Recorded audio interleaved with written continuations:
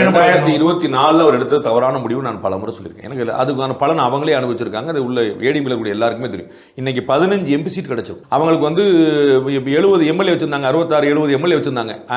இன்னைக்கு 15 MP seat எடுத்தாங்கன்னா 90 MLA seat நிறுத்தம்.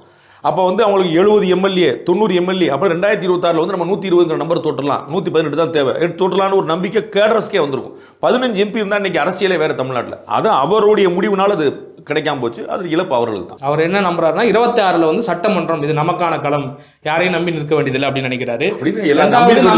கூட்டணி வளவு யாரையும் நம்பி இங்க ஒரு வார்த்தையை போட்டுட்டு ஏன் ட்ரை பண்ணாதீங்க. அவர் யாரையும் நம்பி இருக்க வேண்டியதுன்னு சொல்ல, வலுவான கூட்டணி சொல்லிட்டு இல்ல வலுவான கூட்டணி யாரையும் நம்பி இல்லங்கிற வலுவான கூட்டணி பாஜக இல்லங்கிறதையும் தீர்க்கமா சொல்றாரு. பாஜக வந்து கூட்டணியில இல்ல அப்படிங்கறதையும் தீர்க்கமா சொல்றாரு.